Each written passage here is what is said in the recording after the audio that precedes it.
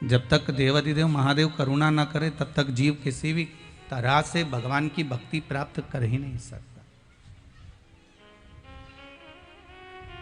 तेरी कृपा बिना न हिले एक भी अणु, लेते हैं श्वास तेरी कृपा से तनु तनु। हे गंगाधार मुक्ति द्वार ओमकार तू, आयो शरण तिहारी शंभु तार तार तू।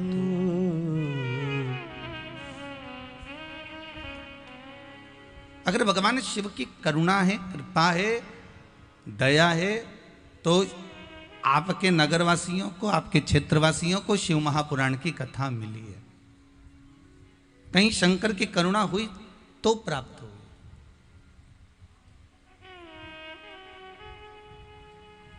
और एक भ्रम अपने माथे से निकाल देना कि कथा दिलीप जी अग्रवाल करवा रहे हैं।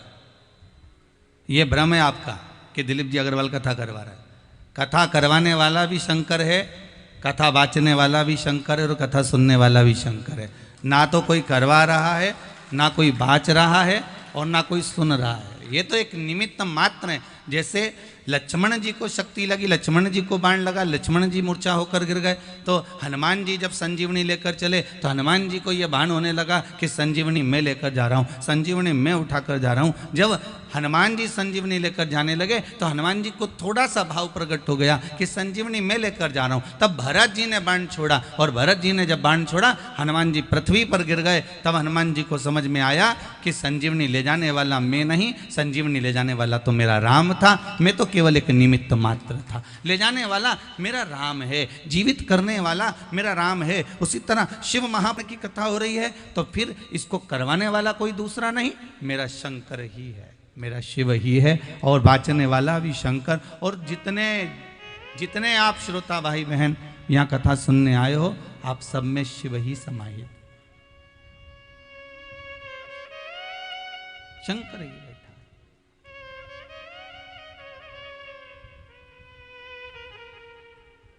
और 7 दिन फिर निवेदन करेंगे। शिव महापुराण के 7 दिन है, हमारे जीवन के भी 7 ही दिन है। रविवार, सोमवार, मंगलवार, बुधवार, गुरुवार, शुक्रवार और शनिवार। हमारा जन्म और आपका जन्म इन्हीं 7 दिन में हुआ है, कोई अलग से पैदा नहीं हुआ हो।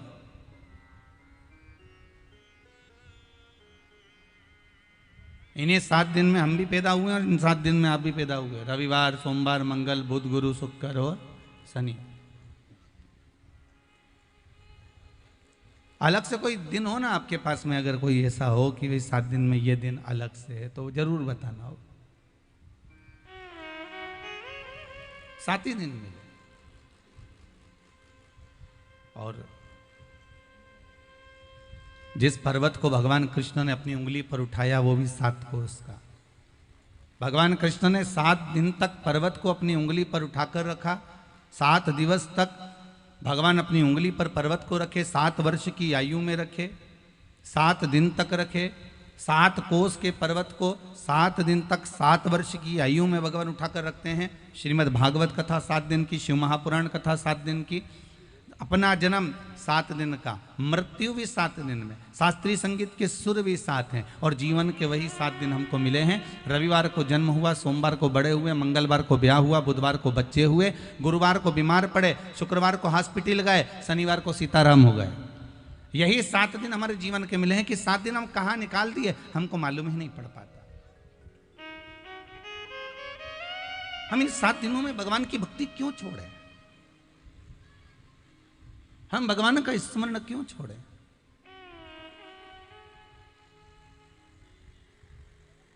बड़ी मुश्किल से प्राप्त हुई है शिव महापुराण की कथा। और अभी कुछ दिन पहले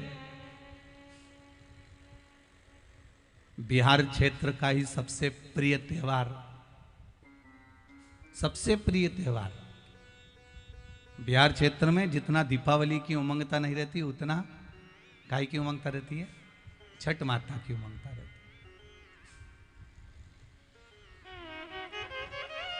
देवाधिदेव महादेव की बहुरानी है छठ माता। आपको मालूम होगा छठ माता देवाधिदेव महादेव की बहू है, भगवान शंकर की बहू,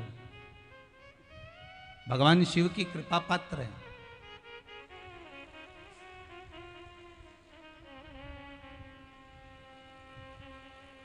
भगवान शंकर के अनुमोदन करना, शिव का स्मरण करना और शंकर की भक्ति में डूबे रहना।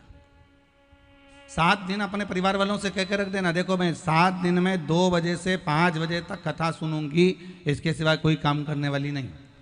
और भाइयों से भी निवेदन है, भले दुकान पर बैठकर सुनो, परिवार में रहकर सुनो, तुम्हारी मर्जी पड़े जहां बैठकर सुनो, पर 7 दिन शिव महापुराण की कथा का रसास्वादन हमको करना है। कमाने के लिए पूरी जिंदगी पड़ी है। फिर निवेदन करेंगे, तुम जितना कमाओगे तुम्हारी कमाई का भोग तुम्हारे बच्चे भी करेंगे, तुम्हारी पत्नी भी करेगी। अब आपने दुकान पर बैठकर कैसे कमाया, किस तरह से कमाया, कैसे कमाया, ये उसका भान हमको नहीं।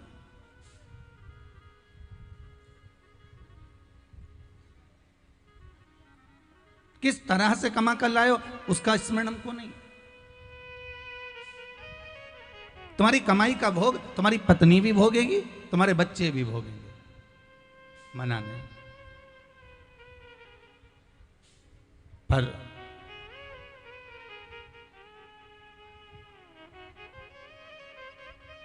महाराज तुम्हारी कमाई का भोग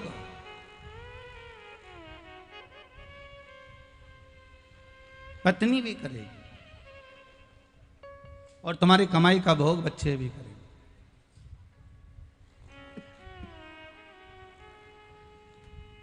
पत्नी भी कर रही है और बच्चे भी कर रहे हैं। पर तुम्हारे कमाई का भोग पत्नी भी करेगी और बच्चे भी करेंगे। पर शिव महापुराण की कथा ये कहती है कि आपके जिस तरह से आपने कमाया है, जिस तरह से आप कमाई कर कर लाए हो, उसके कर्म का भोग केवल आपको अकेले ही करना है, केवल आपको अकेले। वो ना पत्नी भोगने वाली है ना बच्चे भोगने वाले। इसलिए फिर निवेदन है, मत बुरे कर्म कर बंदे वरना पछताएगा, भगवान की आंखों से तू बच नहीं पाएगा, तू बच नहीं पाएगा। अरे ओ अज्ञानी मत कर नादानी, तेरे कर्म का फल तो बस केवल एक संसार में आने के बाद तेरे कर्मों का फल तुझे ही भोगना है, कोई दूसरा भोगने वाला नहीं।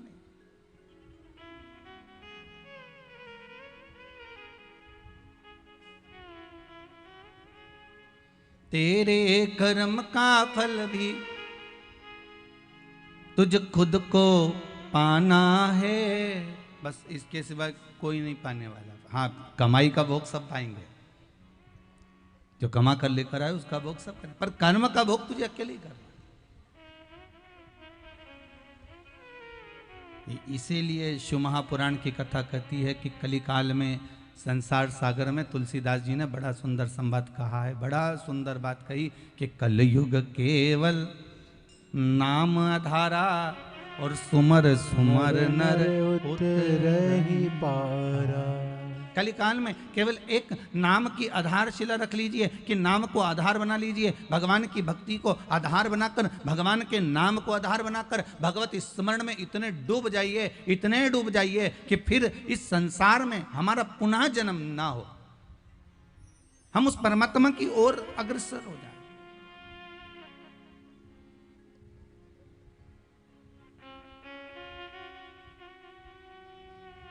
हम उस परमात्मा की ओर अग्रण्य हो जाए।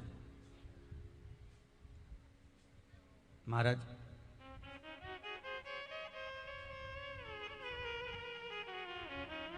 एक पत्थर पर आप पानी डालेंगे तो पत्थर पे से पानी बह जाएगा, फिर आप पानी डालेंगे पत्थर पे से पानी बह जाएगा। फिर पत्थर पे पानी डालेंगे, पानी फिर बह जाएगा।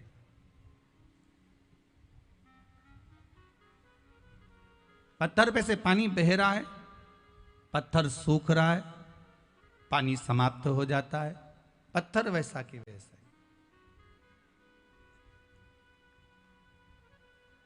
पर शिव महापुराण की कथा कहती है उसी पत्थर पर आप एक ही जगह पर एक एक बूंद पानी टपकाना, गिराना प्रारंभ कर दीजिए, तो वो पत्थर पर जब एक एक बूंद पानी एक ही जगह पर गिरता रहेगा, गिरता रहेगा, गिरता रहेगा, तो वहां एक छेद हो जाएगा। सही है कि गलत है? वहां एक छेद हो जाएगा।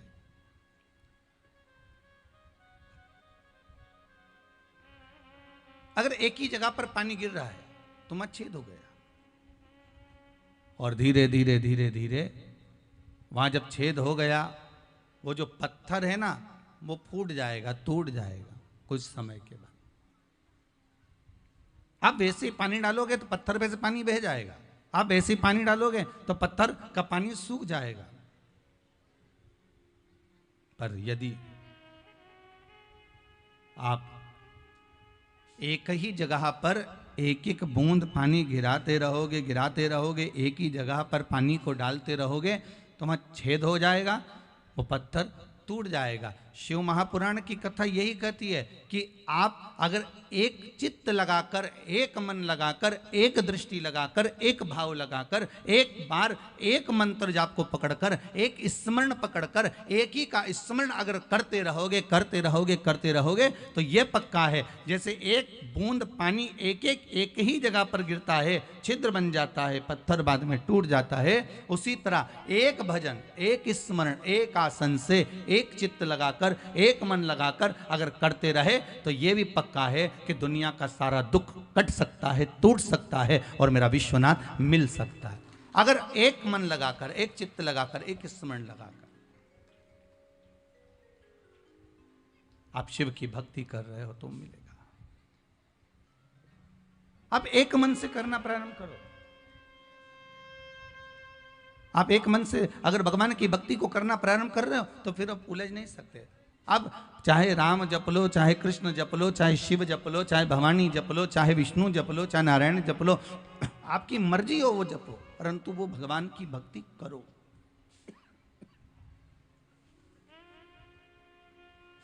आप भगवान का स्मरण करिए। हर हर महा, आवाज नहीं आई, जरा दोनों हाथ उठाकर जरा दमदारी से बोलो, हर हर। अब ठीक है,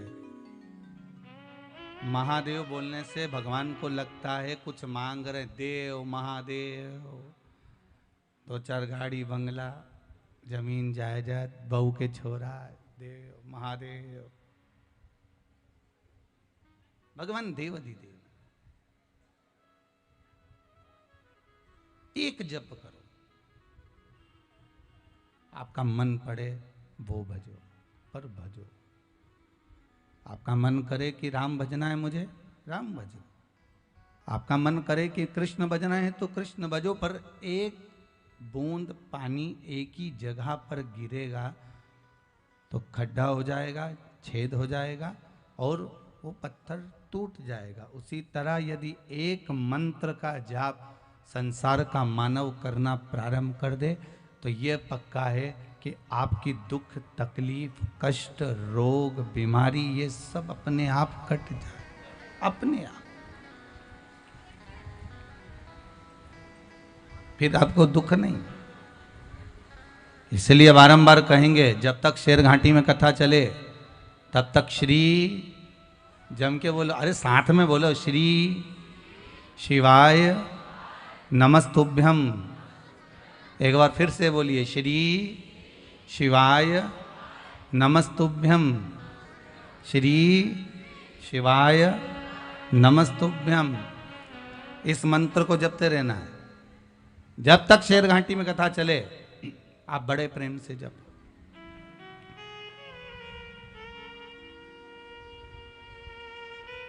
जैसे विष्णु पुराण का, श्रीमद् भागवत का एक एक मूल मंत्र है, उसी तरह शिव महापुराण का मूल मंत्र है श्री शिवाय नमस्तुभ्यं। ये वो मूल मंत्र है जिस मंत्र की प्रबलता से भगवान की अविरल भक्ति हमें प्राप्त हो सकती।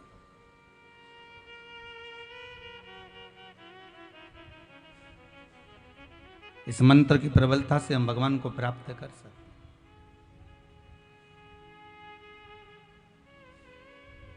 हम भगवान की अविरल भक्ति को प्राप्त कर सकते हैं। आपको पहले भी कथा में कहा था, 3 वृक्ष, और उन 3 वृक्षों में आज जिस वृक्ष की पूजन आप लोगों ने करी है वो कौन सा वृक्ष है? आंवला नोमी का वृक्ष, आंवले का वृक्ष, आंवले का वृक्ष। कथा सुनी होगी आप लोगों ने आज आंवले वृक्ष की।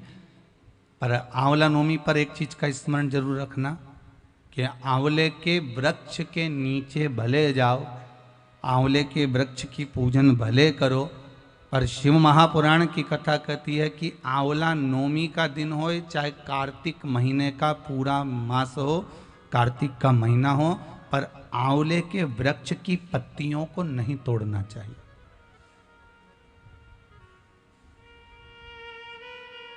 कई लोग बहुत गलती करते हैं, आंवले की पूजन करने जाते हैं ना, तो वो सोचते हैं कि अब आंवले के पेड़ के नीचे भोजन करने का बड़ा महत्व है कि आंवला नवमी के दिन भोजन करना चाहिए। तो कई माताएं इतनी चतुर होती है ना, आंवले की पत्ती तोड़ के ले आती, सिर पे रख के भोजन कर लेती।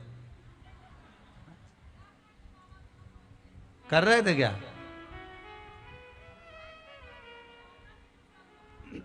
बस तो फिर अब कथा मतलब धीरे धीरे समझ में आ रही हो। श्री शिवाय नमस्तुभ्यं मतलब शास्त्र कहता है कि अगर एक पत्ती टूटना, पहले लोग बड़ी गलतियां करते थे। आंवला के पूजन करने गए, आंवले के वृक्ष की पत्ती तोड़ ली, सिर पे रख ली, भोजन कर लिया। कितना दोष है महाराज। यहां तक शिव महापुराण की कथा कहती है, विष्णु पुराण, अग्नि पुराण, पद्म पुराण कहती है, गर्ग संहिता में यहां तक वर्णन करा गया है, स्कंद पुराण में भी कहा गया है कि आंवले के वृक्ष की जिस दिन पूजन करें, आंवला अगर ऊपर से नीचे गिर जाए, आपको प्राप्त हो जाए, तो भले उसका सेवन करो, भले उसको रख लो, पर आप आंवले नवमी के दिन आंवले को भी नहीं तोड़ना चाहिए। आंवला नवमी के दिन आंवले को भी नहीं तोड़ना चाहिए। यहां तक शास्त्र वर्णन करता है कि राजा एक वैश्य बड़ा धर्मात्मा था, बड़ा धर्मात्मा। आप लोगों ने आज कथा सुनी होगी, कितना वो धर्मात्मा राजा। बस उसका एक नियम था, वो प्रतिदिन एक सोने के आंवले का दान देता था।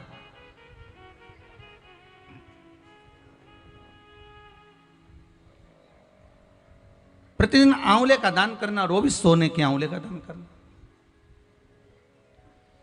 उसके बहू बेटा को लगा, उसके बहू बेटा को प्राप्त हुआ कि अगर ये पिताजी इसी तरह से सवा मन सोना आंवला बनाकर लुटाते रहेंगे तो हमारे पास तो एक दिन ऐसा स्थिति आ जाएगी कि हमको भीख मांगना पड़ेगा, हमको भीख मांगना पड़ेगा। अच्छा, बहू बेटा को यह भान नहीं होता कि जिन माँ बाप ने जोड़ा है, अगर वो लुटा भी दें तो सत्ता तो उन्हीं की है ना, दौलत तो उन्हीं की है, पैसा तो उन्हीं का है। जितना जोड़ा वो माँ बाप ने जोड़ा, अगर वो लुटा भी दें तो ये उनकी मर्जी। पर बहुत कम माता पिता ऐसे होते हैं जो अपने ऊपर सही मायने में खर्च करते हो। बहुत ध्यान देना महाराज। जोड़ा जोड़ा जोड़ा जोड़ा, आखिरी में छोड़ा, इतना बड़ा फोटो टंगिया, फोटो नीचे तुम ऊपर, हो गया कल्याण। तो उससे ज्यादा और होगा क्या? क्या मतलब?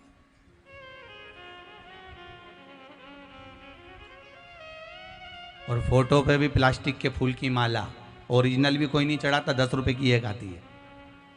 कौन चढ़ाएगा 10 रुपए की एक माला?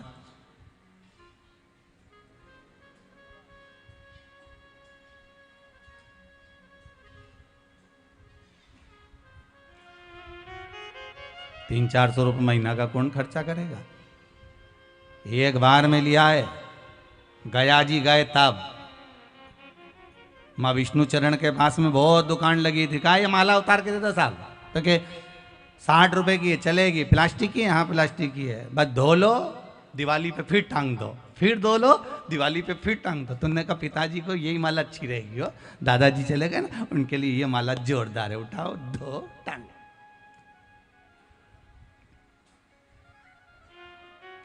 हंसो मती, एक एक माला अपने को भी टंगने वाली है, आज नहीं तो कल टंगेगी, टंगेगी तो सही। माला किसको नहीं टंगी, टंगना। पर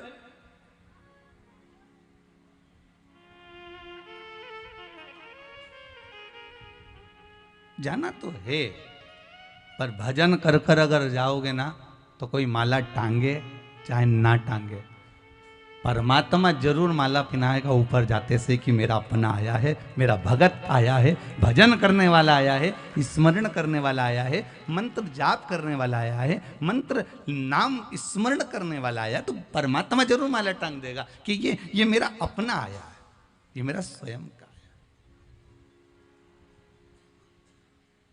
वो जरूर टांगेगा। एक वृक्ष की पत्ती, मात्र एक वृक्ष की पत्ती अगर टूटती है तो उसका भी दोष है।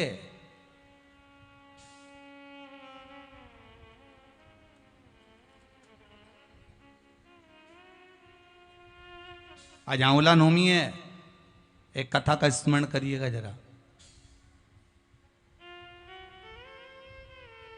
सीताराम सरकार, भगवान राम जी महाराज आज अयोध्या में बड़े ठाठ से विराजे हुए हैं,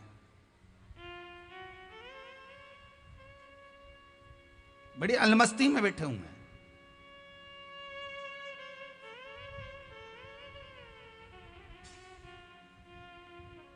मां कौशल्या, मां कैकेयी, मां सुमित्रा तीनों बैठी हैं। राम उस समय पर राजा बन चुके हैं, अवधपुरी में अयोध्या नरेश बनकर, अयोध्या के राजा बनकर में सीताराम सरकार बैठे हुए हैं। श्री हनुमान जी महाराज भी चारों तरफ उनके लिए भ्रमण करते रहते हैं। भरत जी महाराज, लक्ष्मण जी, शत्रुघ्न जी उनकी सेवा में दिन रात लगे रहते हैं। सीताराम सरकार बैठे थे आज संध्याने से,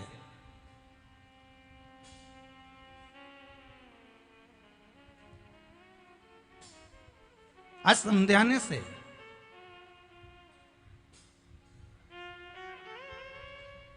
राम जी के ससुराल से आज ढेर सारा फल डलियाओं में भर भर कर आया।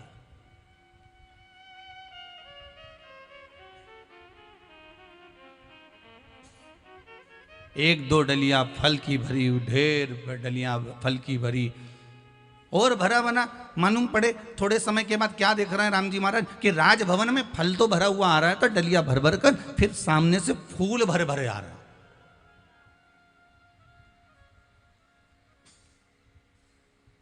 अब राम जी के जो समझाना था दशरथ जी का, वो सामने से फूल भर भर कर आ रहे हैं, डलिया पे डलिया, टोकनी पर टोकनी भरे भरे चले आ रहे। सारे राजभवन में फल की टोकनियां जम गई, सारे राजभवन में फूल की टोकनियां जम गई। थोड़ी देर बाद देखा कि राम जी ने क्या देखा कि सामने से टोकनियां भरकर, डलिया भर भर कर मालाएं आ रही हैं फूल की।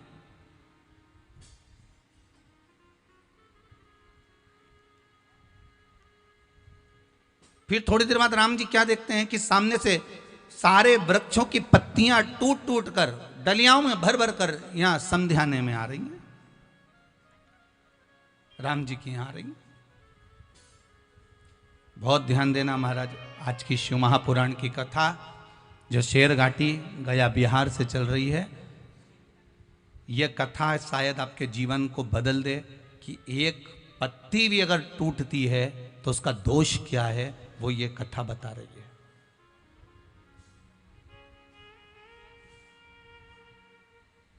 जिस दिन जिस वृक्ष की पूजन होती है उस दिन उस वृक्ष की पत्ती तोड़ने का दोष क्या है, ये राम जी की कथा कर रही है, ये राम कथा कर रही है।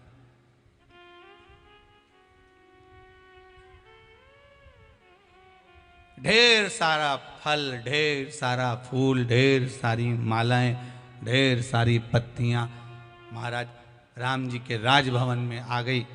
सीताराम सरकार बैठे हुए थे सिंहासन पर। राम जी महाराज ने पूछा ये क्या लेकर आए? क्या है जो आप लेकर आए? महाराज, श्री जनक जी महाराज ने अपने समधी के घर समझाने में ढेर सारा ये फल फूल मिठाई सब भेजी है। बहुत दिनों से भेज रहे थे, पर आप वन में थे, अब राजा बनकर विराजमान हो गए हो, तो इसलिए पूरे राजघराने का सुख देने वाली ये सारी वस्तुएं आपके यहाँ भेजी गई है। ये सारा साज आपके यहाँ भेजा गया।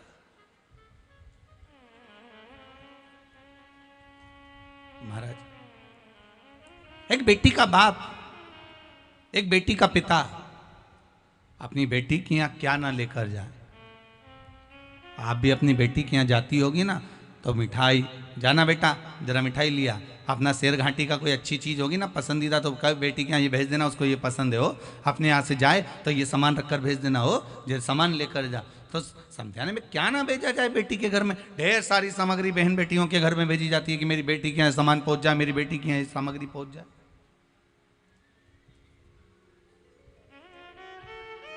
ले जाओ इसको।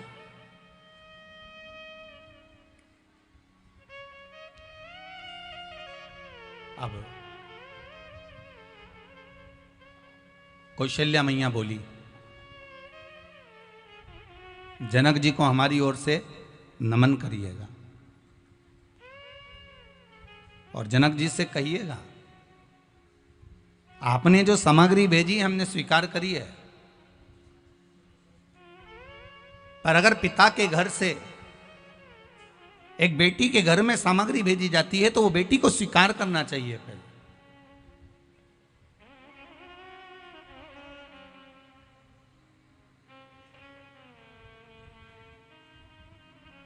ये राजघराने में लाने से पहले आप जानकी जी के कक्ष में पहुंचा दो, उर्मिला जी के यहाँ, मांडवी के यहाँ, शुद्धकीर्ति के यहाँ पहुंचा दिया। देखिएगा जरा कितनी विचित्र कथा है कि बहू के मायके से अगर कोई सामान आ रहा है तो सास कह रही हैं कि ये आप जिसके लिए आई है उसके यहाँ पहुंचा। और एक आज का जमाना ऐसा है कि लड़ी बहू के घर से क्या आया पहले हमको दिखाओ कि क्या लेके आई है, पहले हमको दिखाओ। और अगर बहू कोई सामान लाई और अपनी सास को नहीं दिखाई तो सास का मुंह भगोना हो गया, तपेला, बोले ही नहीं 8 दिन तो बात ही नहीं करे। क्या हुआ, क्या बताओ, अभी मायके से आई थी, ना जाना कितना सामान लेके आई, मेरे को तो एक रत्ती का नहीं दिखाया, मुझे तो जरा सा नहीं दिखाया, मुझे तो बताया तक नहीं कि क्या लेके आई। अरे तुम मत देखो ना, तुम्हारे पास में सामान की कमी है क्या, वस्तुओं की कमी है क्या, ढेर पड़ा।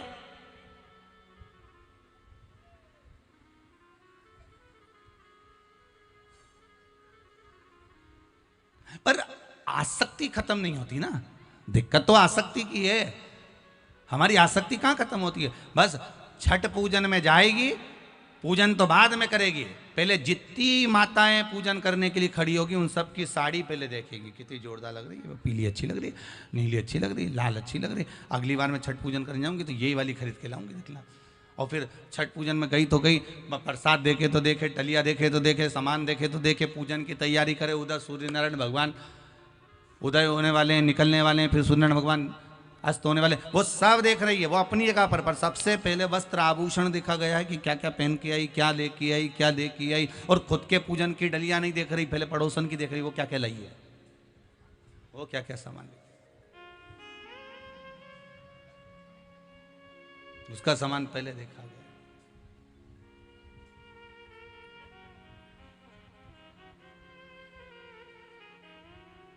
अच्छा, जैसे तुम दूसरे का वस्त्र देखो, दूसरे की सामग्री देखो, शिव महापुराण की कथा कहती है, उसी तरह दूसरे में गुण भी तो देखा करो थोड़ा बहुत कि कितनी अच्छी है, भगवान का भजन कर रही है, सीताराम कर रही है, राम नाम कर रही है, शंकर जी का भजन कर रही है, स्मरण कर रही। पर नहीं नहीं, हम दूसरे में गुण नहीं देखते, हम दूसरे में अवगुण देखते हैं। बताओ कैसी पागल है, दिन रात मंदिर में जाकर बैठी रहती है, दिन रात भगवान का भजन करती रहती है, दिन रात ये काम करती रहती है, इसके पास कोई काम नहीं, केवल भगवान भगवान भगवान भगवान। और बच्चा कुचा था वो सियोर वाला महाराज, वो और चालू हो गया शिव महापुराण की कथा, और चालू हो गया। आधे से ज्यादा का तो टेंशन हो जाएगा, शेर घाटी में अब 7 दिन क्या होगा,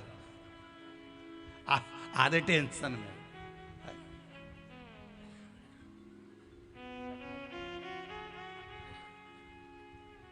ध्यान देना, घबराना नहीं।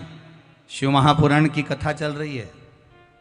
7 दिन में से 6 दिन शिव महापुराण की कथा में जो ये बेलपत्री चढ़े, जिनके कमर में, घुटने में, पीठ में, सिर में, कंधे में कहीं पर भी तकलीफ हो, प्रतिदिन 6 दिन एक बेलपत्री चबा चबा कर रात होने से पहले खा लेना। दूसरे दिन लिखकर भेज देना कि शरीर ठीक हुआ कि नहीं हुआ। शिव महापुराण की बेलपत्री का इतना प्रमाण है महाराज। शिव महापुराण की बेलपत्र का इतना प्रमाण है कि आपका शरीर ठीक हुआ कि नहीं हुआ उसको लिखकर जरूर भेजना। और नकली नकली मत लिखना हो, ओरिजिनल लिखना कि हाँ मेरा सिर दुख रहा था, मैंने बेलपत्री खाई, आराम लगा कि नहीं लगा। नहीं लगे तो भी लिखो और लगे तो भी लिखो कि मैंने खाई। उसका लाभ क्या? जिसकी शुगर बीपी ऊंचा नीचा हो रहा हो, शुगर बढ़ रही हो, शुगर डाउन हो रही है, वो भी बेलपत्र जरूर खाना। और दूसरे दिन नाप कर बताना कि शुगर लेवल में आई कि नहीं आई। दूसरे दिन ही नापना, रात होने से पहले खाना और दूसरे दिन नाप के बताना कि शुगर लेवल में आई कि नहीं। शिव महापुराण का, शंकर का एक एक शब्द, शंकर की कथा का एक एक संबोधन, एक एक अनुमोदन शिव महापुराण का, शंकर की कथा और शंकर पर चढ़ा हुआ एक एक वस्तु औषधि का काम करती, एक एक औषधि। पर कई लोग बेलपत्र को रख लेते हैं, रात को खाते हैं। बेलपत्र का नियम है कि भगवान शंकर का कोई भी प्रसाद हो, चाहे तुम 16 सोमवार करो, संकट सोमवार करो, चाहे सोमवार का व्रत करो, चाहे पशुपति व्रत करो, पर कोई भी व्रत करो शंकर जी का प्रसाद रात भर नहीं रखा जाता। शिव जी की संकट सोमवार की किताब में भी लिखा है, 16 सोमवार की किताब में भी लिखा है कि आप संकट सोमवार कर रहे हो, 16 सोमवार कर रहे हो, मलिदा तैयार कर रहे हो, चूरमा बना रहे हो, रोड बना रहे हो, तो वो जो बना रहे हो उसको सबको खिला देना, रात भर मत रखना इस प्रसाद। वो रात भर नहीं रखा, उसको पाली।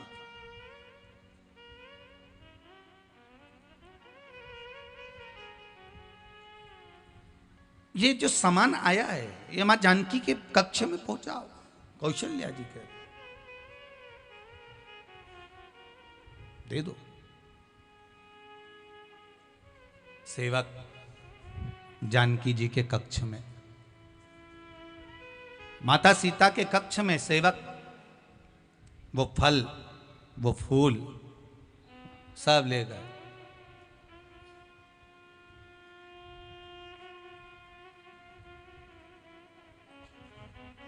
सब ले गए। सीता जी गई कक्ष के अंदर, उस भवन के अंदर माता जानकी जी गई और सीता जी ने देखा कि आज मेरे कक्ष में इतना सारा फूल रखा हुआ है, इतना सारा फल रखा हुआ है। सूचना पहुंचाई प्रभु के पास में, ये फल, ये फूल इतना कहां से आ गया? कहा समध्याने से आया है, जनक जी के यहां से आया।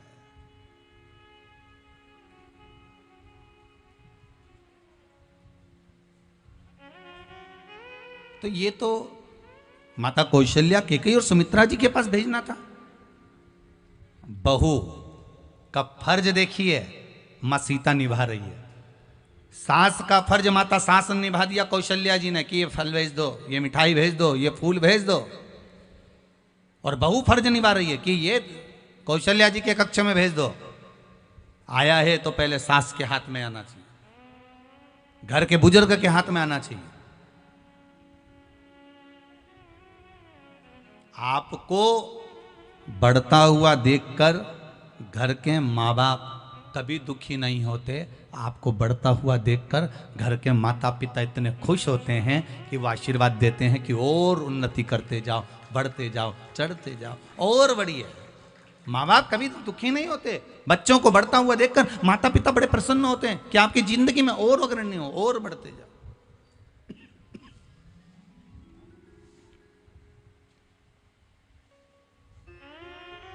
आप और बढ़िए।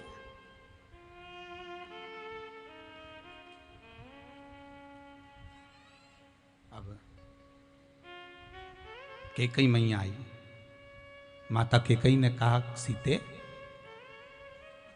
बहुरानी जानकी, क्या बात है माँ, ये कोई फल, कोई मिठाई, कोई पुष्प यहां रखकर चले गया है, यहां दे गया? नहीं, आपका है, आपके यहां रखो, आप ये फल मिठाई अपने पास में रखिए।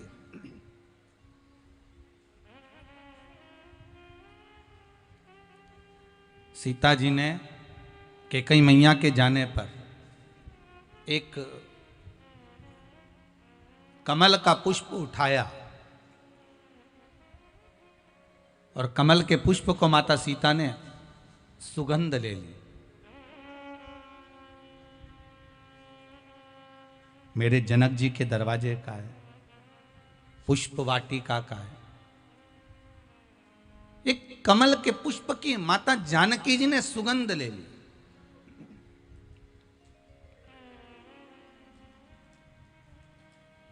और सीता जी ने सुगंध ली और कमल का पुष्प रखा। राम जी सिंहासन पर बैठे बैठे सारी लीला देख रहे थे, क्योंकि पूर्ण पुरुषोत्तम मेरे भगवान राम है, कोई साधारण है क्या?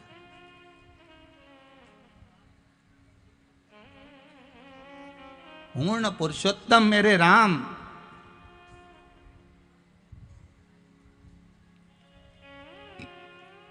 उन्हें देख लिया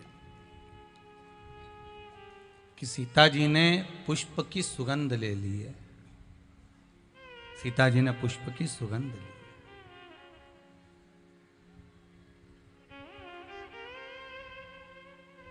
अब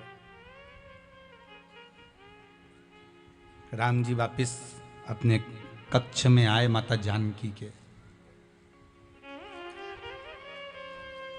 आज आंवला नवमी है तो ये प्रसंग निकला है, बड़े ध्यान से सुनना। शायद पूर्व की जितनी कथाएं आप लोगों ने सुनी होगी उसमें ये प्रसंग नहीं सुना होगा। एक पत्ते को टूटने का प्रसंग है और उस पत्ते का दोष का प्रसंग है।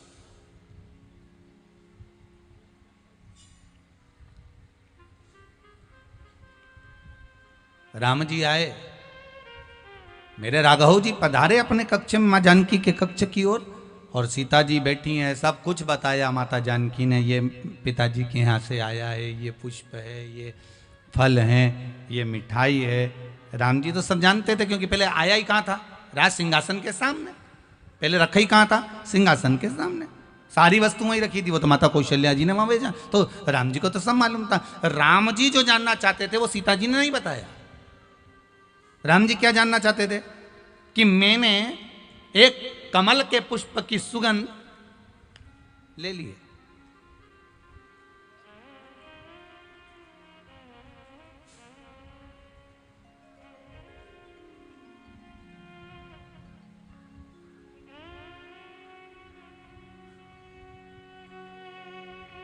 पत्नी जिस वस्तु को ग्रहण करती है, अनसुईया चरित्र, श्री रामचरितमानस का, माता अनसुईया जी ने माता जानकी जी को ज्ञान उपदेश दिया था। बोलो सही है कि गलत है? चित्रकूट धाम में माता अनसुईया जी भगमाता सीता को ज्ञान उपदेश देती हैं, आभूषण देती हैं, रतन देती हैं, ज्वेलरी प्रदान करती हैं, सुख देने वाला ज्ञान प्रदान करती हैं। सीता जी को ज्ञान देते समय माता अनसुईया जी ने कहा था कि नारी जिस वस्तु को सेवन करती है, प्रसाद ग्रहण करती है, पहले वो अपने पति को ग्रहण करावे, उसके बाद स्वयं ग्रहण करे।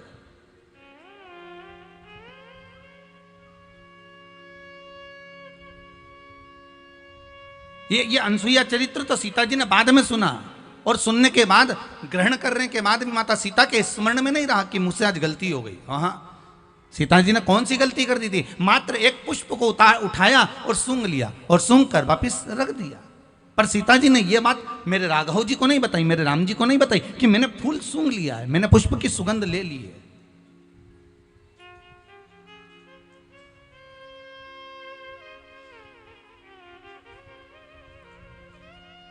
राघव जी सुनना चाहते थे, सीता जी बता नहीं पाई।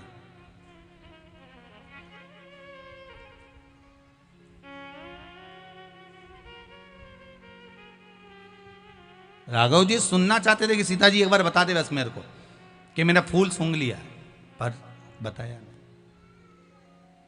बता नहीं पा रही। राघव जी चले गए, शंकर जी की आराधना में लग गए, शिव अर्चना में लग गए, पूजन में लग गए। शंभु शरणे पड़ी मांगू घड़ी रे घड़ी दुख काटो, दया करी ने दर्शन आपो।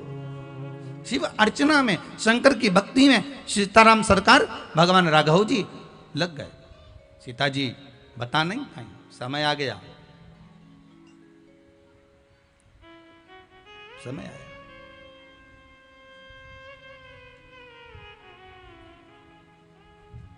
आज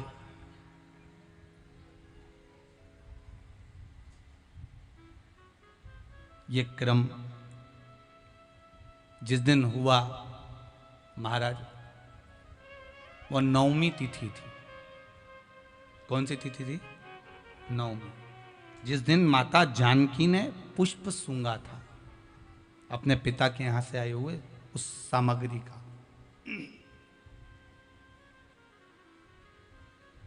10वीं निकल गई। एकादशी के दिन माता जानकी जी ने व्रत किया। द्वादशी का दिन आया और मां जानकी वो द्वादशी के दिन एक बगीचे में भ्रमण के लिए चली गई। वहीं अवधपुरी का बगीचा, वहीं अयोध्या का बगीचा, जहां पर ढेर सारी फुलवाड़ियां लग रही थी।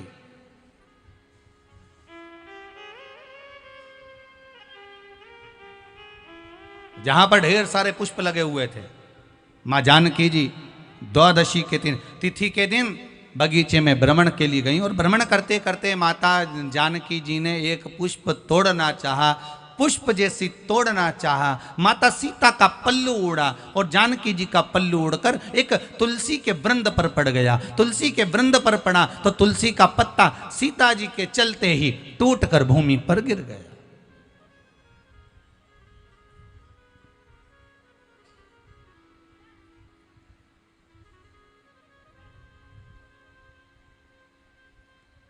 टूटकर भूमि पर गिरा।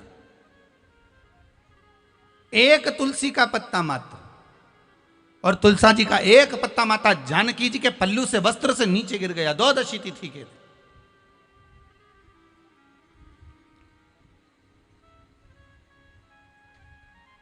सीता जी वापिस आ गई।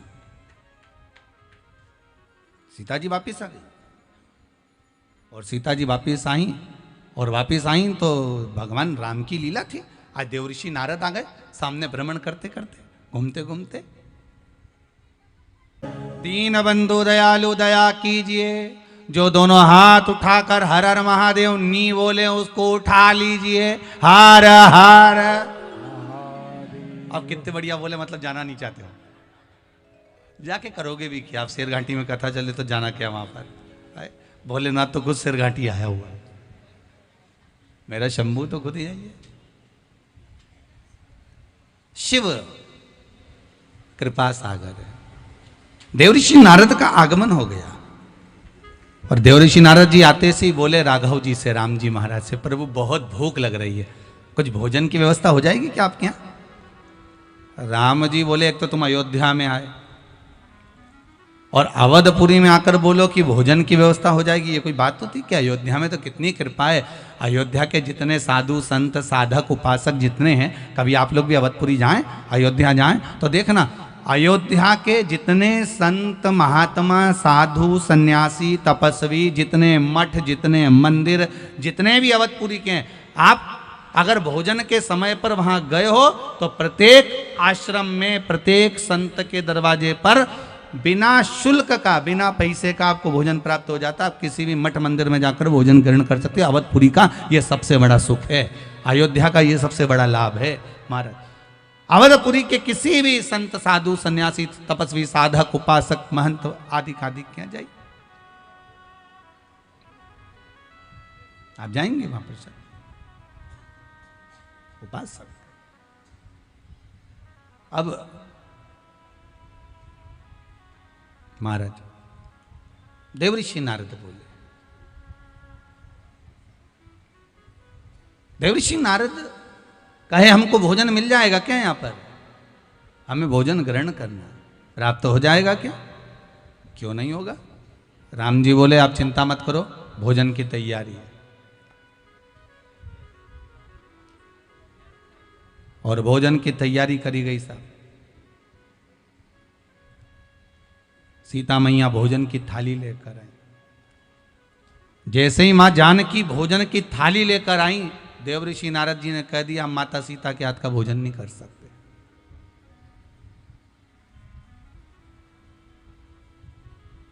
बहुत ध्यान से सुन लेना माताओं, हम माता सीता के हाथ का भोजन नहीं कर सकते, देवऋषि नारद बोल रहे। क्यों? सीता जी के हाथ का भोजन क्यों नहीं कर सकते? नहीं,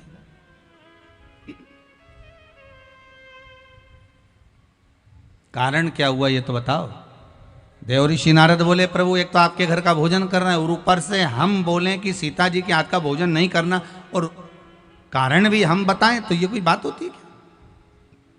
राम जी बोले भोजन तुम नहीं कर रहे तो कारण भी तो तुम्हें बताना पड़ेगा कि क्यों नहीं कर रहे। कई लोगों की आदत होती है डॉक्टर के यहाँ दिखाने गए बेटे को और पास में उसका दोस्त खड़ा रहता है। अब डॉक्टर बेटे से पूछ रहा है तुम्हें तकलीफ क्या है, तो दोस्त कह रहा है पेट दुख रहा है इसका। फिर डॉक्टर साहब ने पूछा तुम्हारा नाम क्या है, तो दोस्त बोला भेरू है। फिर डॉक्टर ने पूछा कितने दिन से दुख रहा है, तो दोस्त कह रहा 4 दिन हो गया। 4 दिन हो गए।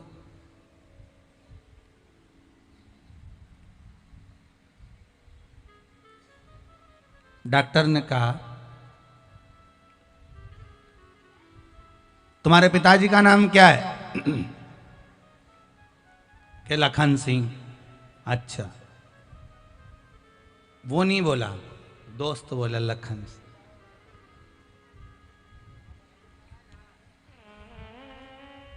डॉक्टर ने पूछा तुम इनके पिताजी का नाम बता रहे हो कि अपने पिताजी का? नहीं, पिताजी का इनके ही बता रहा हूं। अच्छा, बीमारी इन्हीं की बता रहा हूं। अच्छा,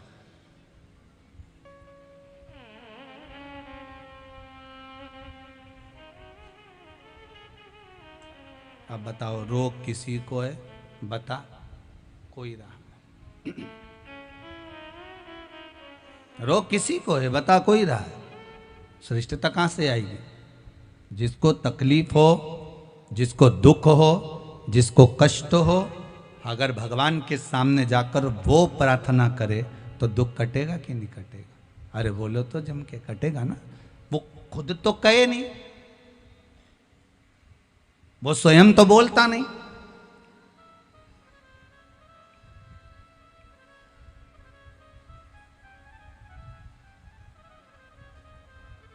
कई लोग सोचते हैं हम अगर दान कर देंगे, पंडित जी को हमने ये दे दिया, ब्राह्मण को हमने ये दे दिया, साधु को हमने ये दे दिया, संत को हमने ये दे दिया, तो हमारा दुख कट गया। दुख कटा मान रहे हैं, पर थोड़ा सा कटा। पर अगर तू दान दे, पुण्य कर, संकीर्तन कर, सत्संग कर, तुझा मन पड़े जो दे, पर साथ में भगवान का नाम तो ले। नाम ले नहीं रहा और के दुख कट जाए, तो ऐसा कहां कट जाए? सीता जी के हाथ का भोजन क्यों नहीं करना चाहते हो? राम जी ने पूछा। तो देवऋषि नारद बोले बात ऐसी है कि इन्होंने द्वादशी के दिन माता सीता के पल्लू से तुलसी का पत्ता टूट गया था। द्वादशी। ओहो,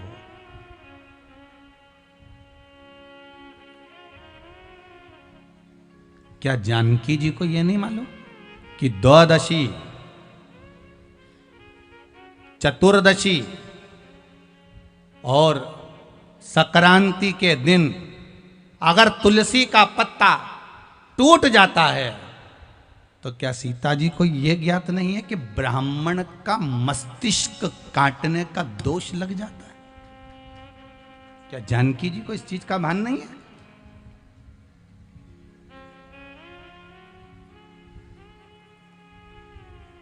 कौन कौन सी तिथि बताइए, जम के बोलते जाओ। द्वादशी, चतुर्दशी और संक्रांति। महाराज अगर जानकी जी को इस चीज का भान होना चाहिए, ब्राह्मण की हत्या का दोष, ब्राह्मण के शीश कटने का दोष तक लग जाता है। देव ऋषि नारद कहते हैं आपको मालूम नहीं, अगर एक आंवले के वृक्ष की पत्ती का नोचन किया जाता है तो भगवान विष्णु के शीश कटने का दोष लगता है।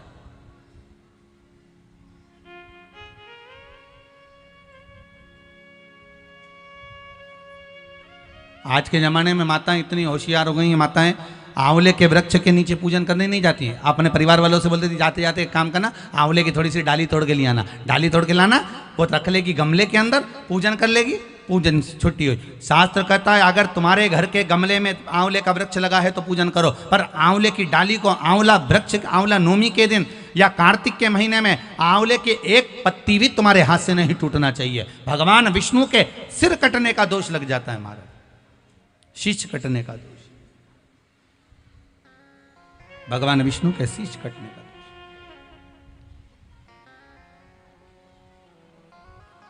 जानकी मैया, सीता जी की आंख से अश्रु बह रहे,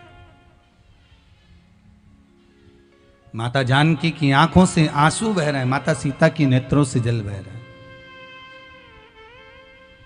देव ऋषि नारद से पूछा, जो तुलसी का दल द्वादशी को टूट गया है, मान लो अगर द्वादशी को टूट गया, चतुर्दशी को टूट गया, संक्रांति को टूट गया, तो इसका कोई निदान तो होगा कि नहीं होगा?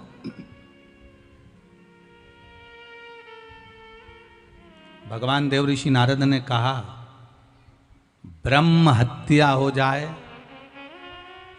बाल हत्या हो जाए, गौ हत्या हो जाए, उसका तो निदान है, पर द्वादशी के दिन तुलसी का पत्ता अगर तोड़ा गया है तो उसका कोई निदान नहीं है। ध्यान दीजिएगा जरा,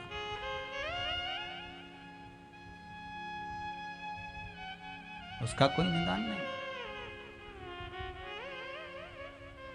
कुछ तो होगा देव ऋषि नारद, कुछ तो उपाय होगा जो मैं कर सकती हूं।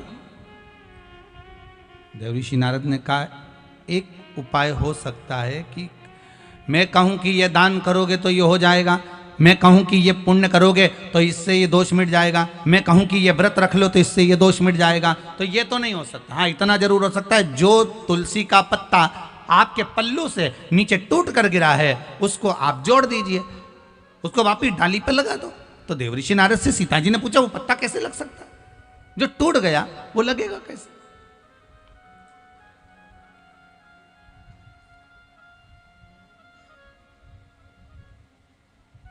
जो पत्ता मान लो टूट चुका है तो वो डाली पर लगेगा कैसे? देवर्षि नारद, नारद जी ने कहा,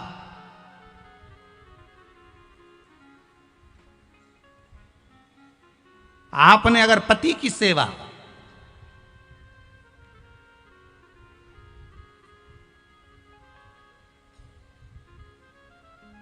करी है और अपने पहले पति को समर्पित कर कर जो भी ग्रहण करा वो पति को समर्पित कर कर करा है, तो फिर पति की सेवा करी, पति को परमेश्वर माना, और जो भी आपने ग्रहण किया, जो भी आपने स्वीकार किया वो पति को समर्पित कर कर करा है, तो ये पक्का है कि वो तुलसी का पत्ता जुड़ जाएगा। इतने में तो सीता जी बोली, मैंने आज तक कोई भी सामग्री बिना पति के तो खाई नहीं, यहां तक वस्त्र भी पहनती हूं तो पहले पति का स्पर्श करा लेती हूं।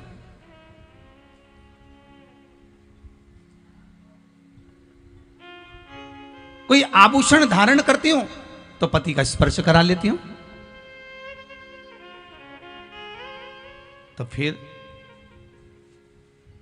सीता जी की कथा चल रही है, तुम्हारी नहीं हो। आज के जमाने में तो तुम ठेले पे जाके कब गोलगप्पा खा के आ जाओ पति को ही नहीं मालूम है, कब पानी पूरी निपटाया हो। क्या बोलते इधर? पानी पूरी, पानी बतासा, क्या बोलते उसे? वो पानी भर के गाते हैं, पानी पूरी, गुपचुप। हाँ, गुपचुप तो हैदराबाद में भी बोलते हैं, जैसे ही मुंह में गुप आदमी चुप। उसके बाद आवाज ही नहीं निकलती।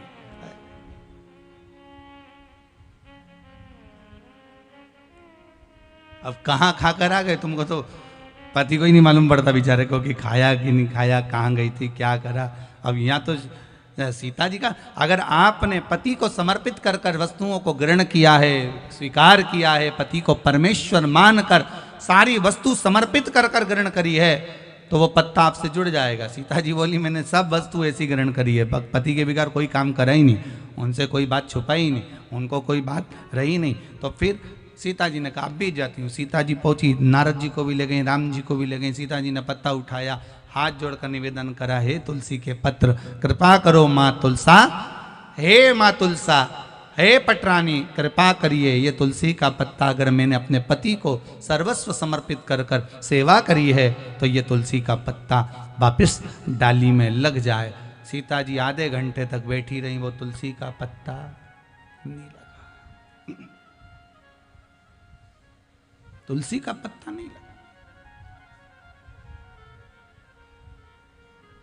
आधे घंटे तक माता जानकी बैठी रही, तुलसी का पत्ता नहीं लगा। सीता जी की आंख में जल भर गया, आज कौन सी गलती मुझसे हो गई। मैंने पति को परमेश्वर माना है, पति के चरणों का मैंने स्मरण करा है, पति के भोजन की थाली में मैंने भोजन ग्रहण किया है, जैसा मेरे पति ने कहा उसके अनुकूल मैंने कर्म किया, फिर क्या रह गया ऐसा।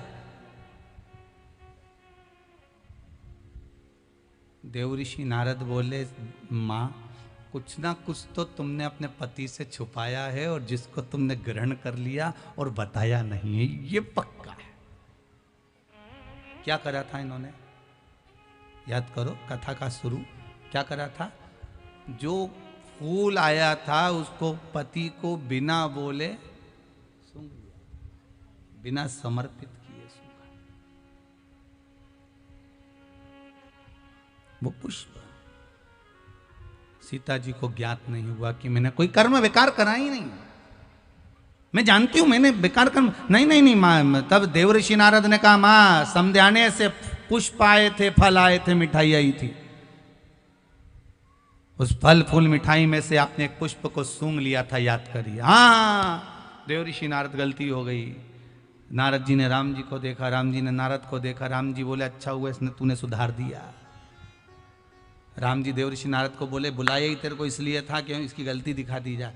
माताओं की गलती दिखाना बड़ा कठिन काम है, बहुत कठिन। पति अपनी पत्नी से कह देना तूने मम्मी से ऐसा क्यों कहा, बस उठते में तो जगदम्बा हो गई, तैयार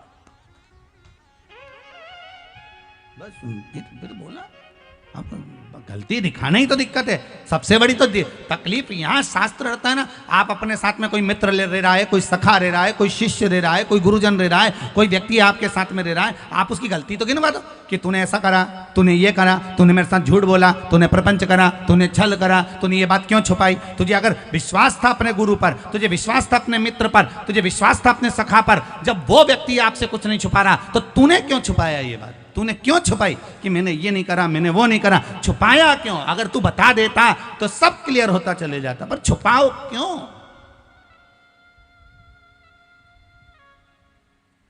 क्यों छुपाओ।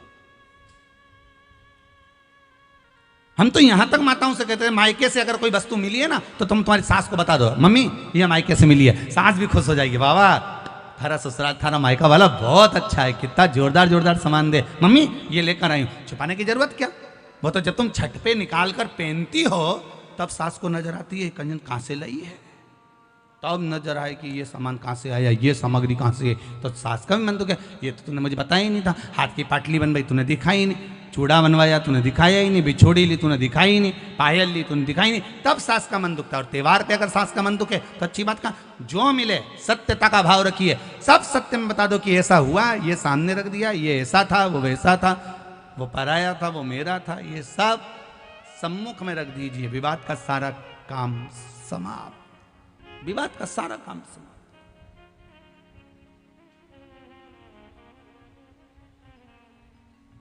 विवाद हम उत्पन्न करते हैं।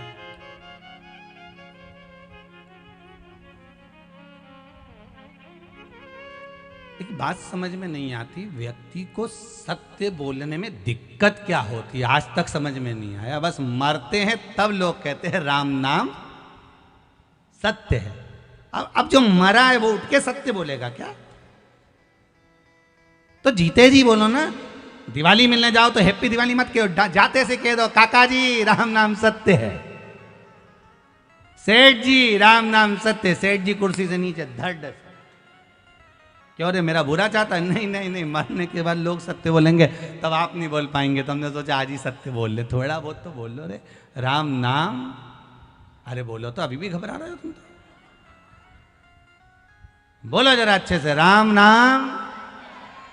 पीछे वाली तो बोल ही नहीं रही है, अच्छे से बोलो राम नाम सत्य है, और वो अटल है, अजर है और अमर है। राम का नाम ही केवल सत्य रहेगा, बाकी का सब संसार मिथ्या झूठा।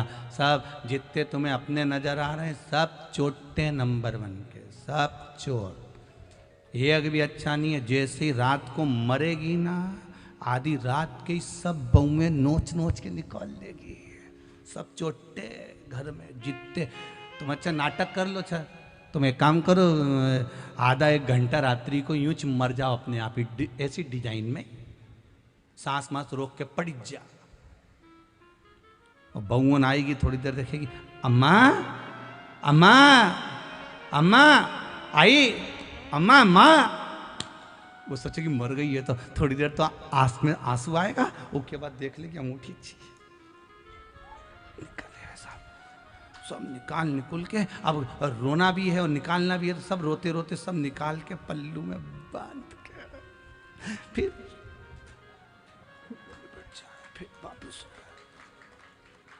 वापिस कितने चोटों के बीच में रहना पड़ता है। सबसे बड़े चोर होते हैं अपने, दूसरा कोई नहीं चोर है, सब अपने। रात को मरे, सुबह तक सब गायब, और सवेरे रोने भी बैठेंगे तो ऐसे ही कोई बैठ जाएंगे, अपने अपने पतियों से कह देंगे मेरा सिर बहुत दुख रहा, रात को खूब रोई, समोसा पोया लिया, थोड़ा खा पी के रहूंगी। मालूम पड़े समोसा पोया आया, फिर थोड़ा बहुत के बच्चों के लिए लिया, मैं नहीं खाऊंगी, बच्चे खा लेंगे। 10 बजे तक ले जाएंगे टोकरी को, बुढ़िया को 10 बजे तक ले जाएंगे, बुढ़ी अम्मा को चल जा। और बाजार से सब सामान लाल हुआ के इन्होंने रात के बच्चों को खिलाने के बहाने खुद समोसा खा गई, इडली सांभर सब निपटा गई, फिर आके रोने बैठी। संसार के लोग इतने लूटे। बावारी दुनिया मतलब की दुनिया में किसी का कोई नहीं। माता सीता के संग हजारों सखी, जब हरण हुआ तब कोई नहीं। वावारी दुनिया मतलब की दुनिया में किसी का कोई नहीं। कौन किसका है? सुख के साथी हजारों थे, जब दुख पड़ा तब कोई नहीं। वावारी दुनिया मतलब की दुनिया में किसी का कोई नहीं। सब अपने नजर आते हैं, मेरा है ये, मेरा है ये, मेरा है। आखिरी में कोई किसी का नहीं। कौन किसका?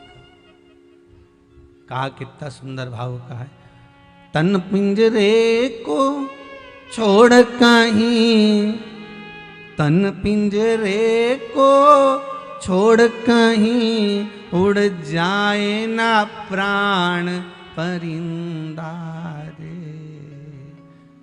भज राधे गोविंदा रे पगले, भज राधे गोविंदा। तन पिंजरे को छोड़ कहीं, उड़ जाए ना प्राण परिंदा रे। भज राधे गोविंदा रे पगले, भज राधे गोविंदा। बजते। अंतिम बिंदु है, प्राण छूटेंगे। सत्य सत्य बोलने में क्या जाता।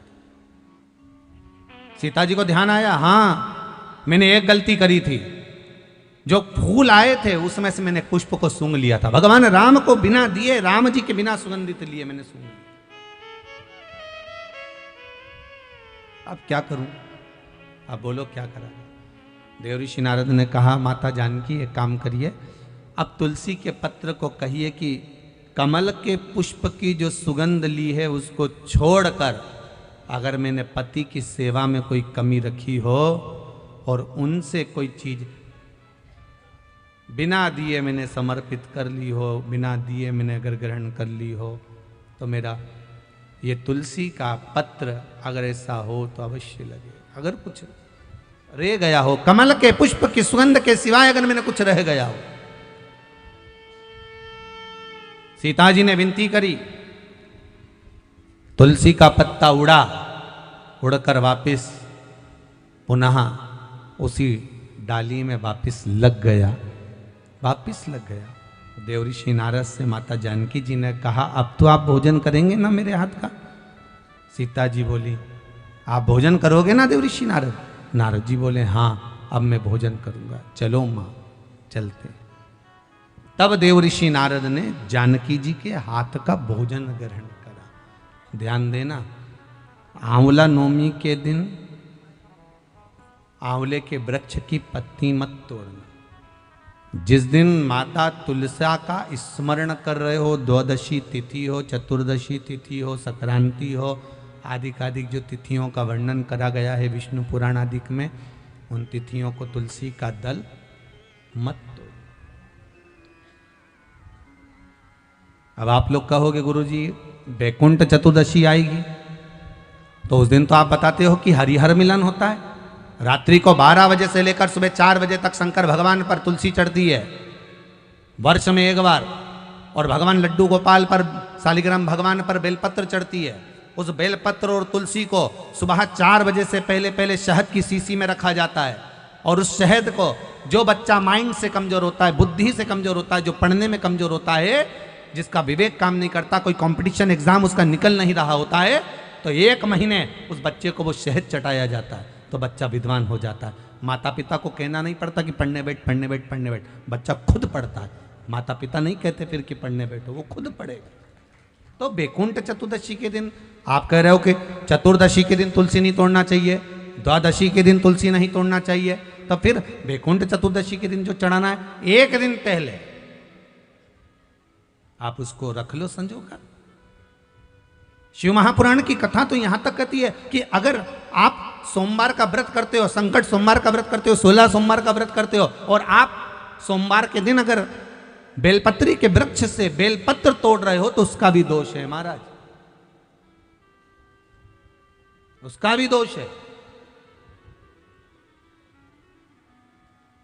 एक दिन पहले तोड़।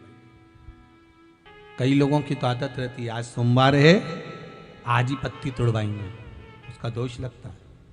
भगवान, कई लोग कहते हैं महाराज जी, एक माता जी ने लिखकर भेजा था, व्हाट्सएप पर भेजा हुआ था समिति के, कि गुरुदेव हम सारे उपाय करते हैं, इसके बाद भी हमको तकलीफ क्यों रहती है? कारण क्या है उसका? उसका कारण कोई दूसरा नहीं। देवताओं पर कभी दोष मत देना, कारण हमारा अपना होगा कि हम, हमारा कार्य क्यों नहीं हो रहा, उसका कारण हम खुद हो सकते, हम खुद हो सकते। भगवान क्यों नहीं मिलता, उसका कारण हमारा खुद का है। जैसे मान लो कोई तुमसे कहे कि भैया देखो ये सामान मिला ना, और ये सामान मिला कर ये औषधि तैयार करना, और औषधि में तुम ये नींबू निचोड़ लेना, और नींबू निचोड़ कर जब तुम खाओगे तो तुम्हें आराम लग जाएगा, जब तुम पाओगे तो तुम्हारा रोग, तुम्हारी बीमारी है वो समाप्त हो जाएगी। अब तुमने तो खाया, उसके बाद भी तुम्हारा रोग समाप्त नहीं हुआ, बीमारी समाप्त नहीं हुई, तो तुम क्या कहोगे? उसने तो गलत बता दिया। बोलोगे कि नहीं बोलोगे? तो वो पूछेगा क्यों, मैंने बताया था तुमको ये लेना, ये लेना, ये लेना, साथ में नींबू निचोड़ना, नींबू निचोड़ कर उसका रस उसमें मिलाकर खा लेना, उससे तुम ठीक हो जाओगे। फिर ठीक क्यों नहीं हुए, उसका कारण क्या था? तुमने तो गारंटी ली थी कि मैं ठीक हो जाऊंगा, फिर गारंटी में गया कहां, आखिर वो गारंटी गई कहां?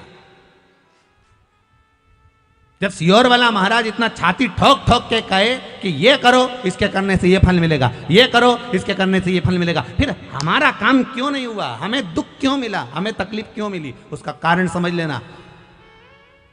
तुमने तो कहा था कि नींबू निचोड़ना, ये दवाई खा लेना, तो आखिर वो दवाई असर क्यों नहीं करी? तो उन्होंने पूछा बताओ क्या क्या करा। हमने ये लिया, ये लिया, ये लिया, उसके बाद हमने नींबू काटा, नींबू काट के हमने नींबू निचोड़ा, नींबू निचोड़ के हमने फिर खाया, पर हमारी बीमारी तो मिटी नहीं। सबकी बीमारी मिट गई, फिर तू क्यों रह गया? भगवान शंकर ने सबका सुना, फिर तू क्यों रह गया? तुझे दुख क्यों आ गया? तुझे तकलीफ क्यों आ गई? फिर से बता कि मैंने ये डाला, ये डाला, ये डाला, नींबू निचोड़ा, फिर उसको खाया, पर मुझे आराम नहीं लगा, उसका कारण क्या है? तो फिर जिसने दवाई बताई थी उसने पूछा ये बता कि तूने नींबू निचोड़ा तो कैसे निचोड़ा? कि ऐसे ही निचोड़ा। नहीं नहीं, नींबू तूने निचोड़ा तो निचोड़ा कैसे? अरे तो उसको काटा। अच्छा, तो काटा कैसे? कि लोहे के चक्कू से काटा। बस दवाई वाले ने कह दिया, वो चक्कू जो था ना वो लोहे का था, और लोहे के चक्कू का जो उसमें पदार्थ लग चुका था, और लोहे के चक्कू का उसमें जो जंग था वो आ गया था, और वो निचोड़ने पर पूरी दवाई का नाश कर दिया, इसलिए तेरा काम नहीं हुआ। नींबू निचोड़ना था तो जैसे लोग वो कांदा नहीं रहे, कांदा कैसे फोड़ दे, ऐसे नींबू को फोड़ के और उसका रस निकाल कर, वो प्याज होता ना, प्याज को काट की जगह ऐसे फोड़ दिया, अब उसका रस निकाल कर तो जो नींबू का रस निकाल कर घोट के पी। अब की बार उसने वही करा, ना चक्कू से काटा ना तलवार से काटा, उसने नींबू को डोचा, उसका रस निचोड़ा, खाया, वो ठीक हो गया, हो गया, रोग समाप्त।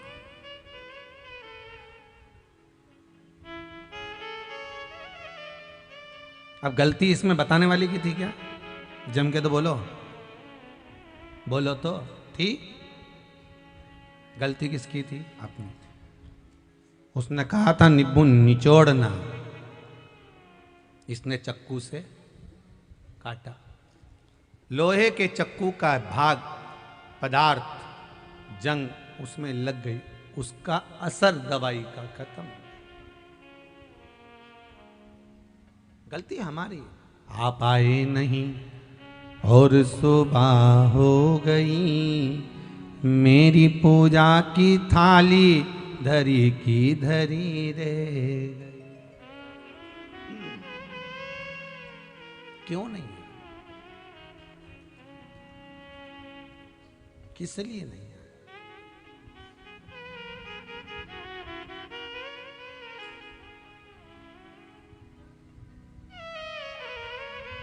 कारण क्या है आप नहीं आए उसका?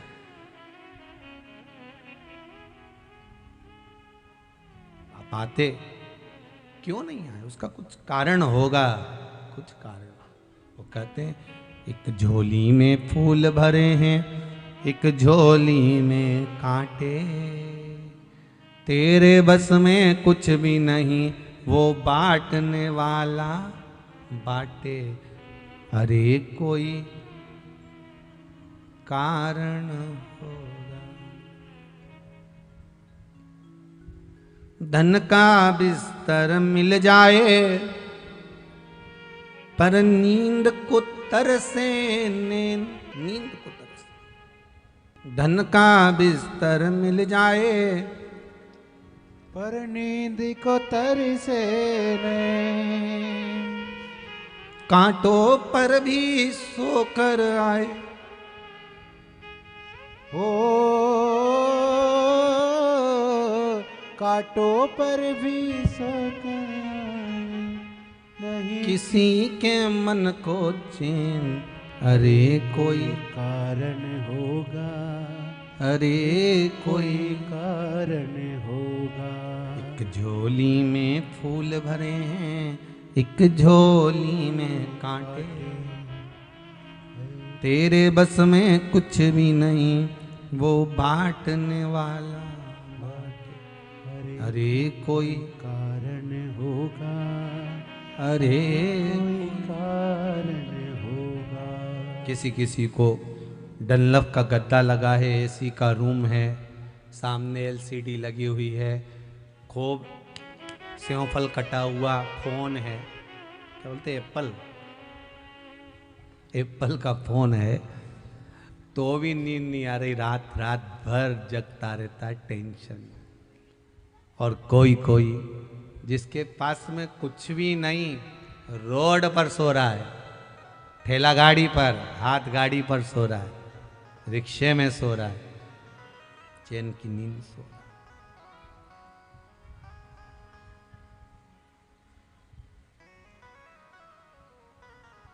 उसे कोई मतलब नहीं।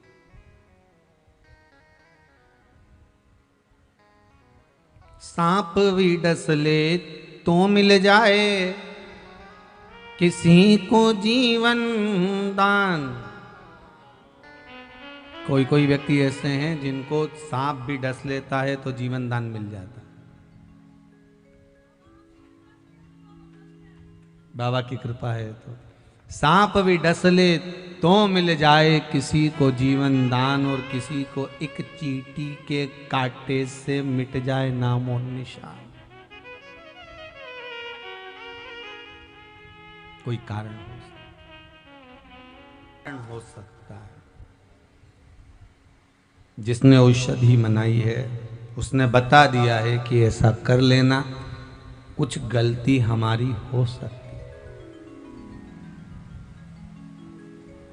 भगवान क्यों नहीं मिलते, कुछ गलती हमारी हो सकती।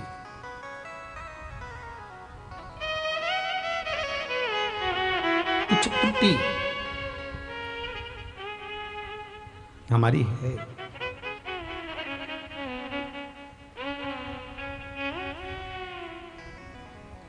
देखिए, बिंदुक नाम का ब्राह्मण होकर अपने कर्म से वंचित है।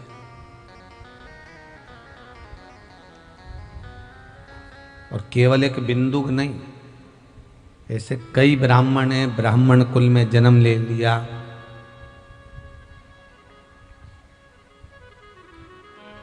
पर यज्ञोपवीत तक धारण नहीं करते, मस्तक पर तिलक नहीं लगाते।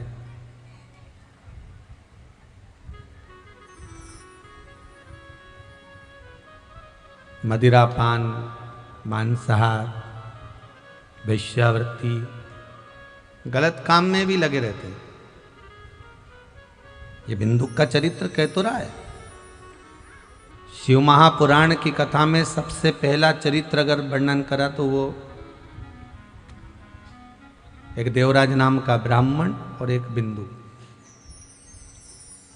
बिंदुक भी ब्राह्मण था और देवराज भी ब्राह्मण था।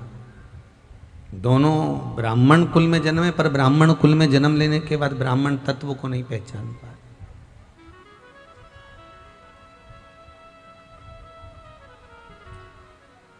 एक बात इस व्यासपीठ से जरूर कहेंगे, सारी 84 लाख योनियां काटने के बाद मनुष्य की देह मिलती है, और 84 लाख योनियां काटने के बाद मनुष्य की देह मिलती है, और मानव की देह मिलने के बाद भी अगर ब्राह्मण का जन्म मिल जाए तो उससे बढ़कर कोई सुख नहीं है। पर उस ब्राह्मण के जन्म को पाने के बाद अगर आप उसको गंवा दो मदिरापान में, मांसाहार में, वेश्यावृत्ति में, जुए में, तो ये आपका जीवन फिर वापिस नरकों से भी बदतर हो जाता है। नरकों से भी बदतर।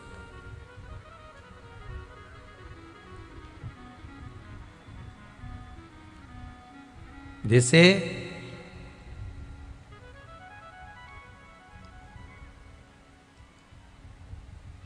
बेलपत्री का अग्रभाग,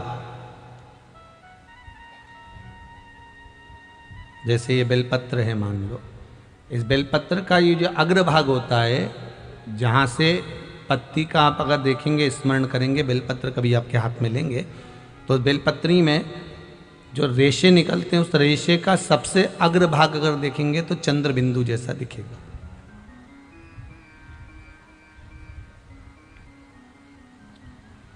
अग्रभाग, जब हम शंकर भगवान को बेलपत्र समर्पित करते हैं और समर्पित करने के बाद जैसे कोई विशेष रोग है, बहुत ज़्यादा तकलीफ हो रही है शरीर के अंतर्गत और वो रोग नहीं मिट रहा, तो इस अग्रभाग में शहद लगाकर भगवान शंकर को समर्पित करा जाता है। उस बेलपत्री को वापस लाया जाता है। अग्रभाग का टुकड़ा जिसमें शहद लगा होता है उसको पोंछकर चाट लिया जाता है। उसके 5 या 10 मिनट बाद बेलपत्री का बीच का जो पत्ता होता है उसको खा लिया जाता है। कोई विशेष रोग है, बहुत तकलीफ है, बहुत कष्ट हो रहा है शरीर के अंतर्गत, कोई असहनीय रोग उत्पन्न हो गया, जैसे कोई नस दब गई हो या शरीर के अंतर्गत कोई घुटना ही बहुत दुख रहा हो या एड़ी ही दुख रही हो या कंधा ही दुख रहा हो, उसके लिए अग्रता है।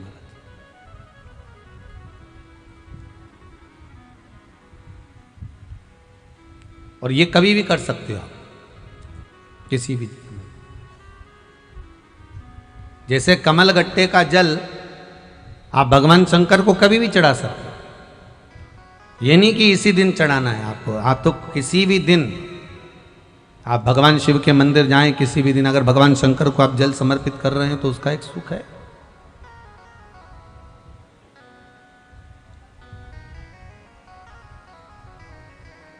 अगर व्यापार नहीं चल रहा है, आपकी दुकान व्यापार व्यवसाय बंद पड़ा हुआ है, तो आप किसी के सम्मुख में जाकर हाथ मत फैलाना कि मुझे रुपया चाहिए, मुझे पैसा चाहिए। आप तो एक कमलगट्टा पानी के जल में पात्र में डाल लीजिए और उसका जल शिव जी को चढ़ाना प्रारंभ कर दीजिए। अगर ये भी नहीं कर सकते तो कमलगट्टा शिव जी को चढ़ाकर फिर आप जल चढ़ाना प्रारंभ कर दीजिए। आपको केवल 2 हफ्ते करोगे, आपको धीरे धीरे अपने आप आपकी व्यापार, आपका व्यवसाय, आपकी दुकान स्वयं चलना प्रारंभ कर देगी। आपको किसी के आगे हाथ नहीं जोड़ना पड़ेगा कि तू मुझे रुपया दे, मुझे धन दे, तब जाकर मेरा काम होगा। शिव भक्ति में आप जो समर्पित करते हैं भगवान शंकर उसे स्वीकार करें। शिव भक्ति में बिंदुक ब्राह्मण था, देवराज ब्राह्मण था, पर ब्राह्मण कर्म से वंचित हो गया था और ब्राह्मण कर्म से वंचित हुआ, चोरी का धन लेकर आया तो कहीं दीवार पर से नीचे कूद रहा था, पानी के अंदर चले गया। शिव महापुराण की कथा कहती है 3 तरह से मरे हुए व्यक्ति को मोक्ष नहीं है। पहला पानी में डूबकर मरा हुआ, दूसरा सर्प के डसे से मरा हुआ, तीसरा स्त्री के हाथ से, नारी के हाथ से मरा हुआ। ये 3 तरह से मरे हुए व्यक्ति को मोक्ष नहीं मिलता। 3 तरह से मरा हुआ व्यक्ति बैकुंठ नहीं जा सकता, मरने के बाद उसकी गति सुधर नहीं सकती, ये दुर्गति हो जाती। कौन कौन सा? पहला, जम के बोलो, पानी में डूबकर मरा हुआ। दूसरा, सर्प के डसे से मरा हुआ। तीसरा, स्त्री के हाथ से, नारी के हाथ से मरा हुआ।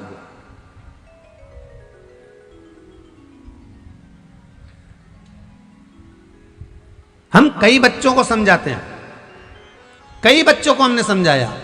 कहीं का बच्चा आया, गुरुजी मैं ओके बड़ा स्नेह करूं और वो मुझे धोखा दे गई, मैं तो मर गया। हम के मर मत जाना, शिव पुराण में लिखा है छोरी के चक्कर में, स्त्री के चक्कर में, स्त्री के हाथ से मरा हुआ प्रेत योनि में पड़ा रहता है, मुक्ति नहीं होती, मोक्ष नहीं होता, ना बैकुंठ जाता ना नरक जाता, बीच में लटकता रह जाता।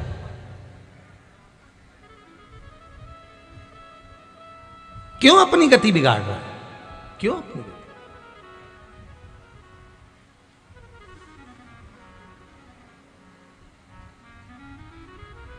महाराज फिर कहा, अब ये बिंदु पानी में डूब गया, मर गया, प्रेत योनि में पड़ गया। प्रेत योनि में पड़ गया तो इसकी गति कैसे सुधरे? धर्मपत्नी ने अंतिम संस्कार वगैरह करवाया। वो भगवान को नहीं मानती थी। नहीं होते कई लोग जो भगवान को नहीं मानते। दुनिया में सब तरह के लोग मिलेंगे, शेर घाटी में भी होंगे, ऐसे नहीं है कि नहीं होंगे। आप रोज रोज मंदिर जाओ तो दुनिया के लोग कहना चालू कर देते, अपने आप को सती सावित्री समझती है, जब देखो जब मंदिर में मिलती, एक के बाद तो कोई काम ही नहीं है, दिन भर शंकर जी भला और ये भली। और बचा कुचा था तो वो सियोर वाला महाराज 24 घंटा कुछ ना कुछ बताता ही रहता।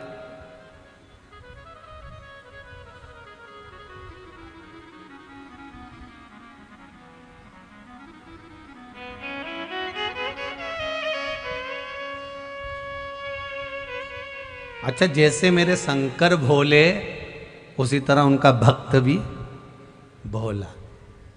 ओके, कोई से मतलब नहीं कौन क्या कह रहा है, क्या कहेगा, क्या बोलेगा। इसने तो बस भगवान का पूजन करना चालू करा। कहीं दूध चढ़ाए, कहीं सामग्री चढ़ाए, कहीं पत्ती चढ़ाए, कहीं फूल चढ़ाए, कहीं कुछ चढ़ाए। पंडित जी उन भी समझाए मत चढ़ा, तेरे हाथ जोड़ू, मेरे को कल्याण दे। नहीं, मैं तो कर शिव जी। बिंदु की धर्म पत्नी शिव को, भगवान को भक्ति में कहीं डूबी नहीं थी। पति प्रेत योनि में पड़ा हुआ था।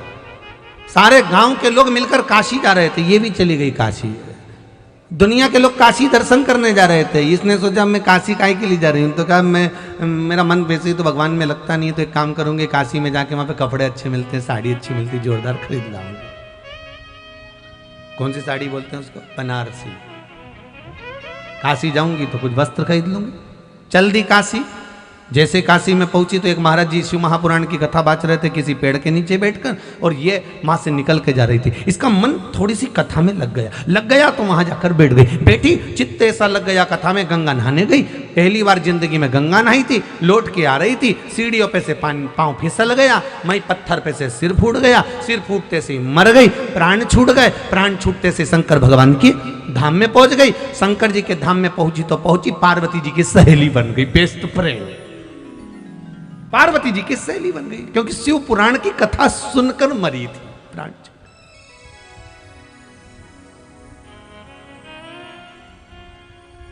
शिव महापुराण की कथा सुनकर प्राण छूटे थे।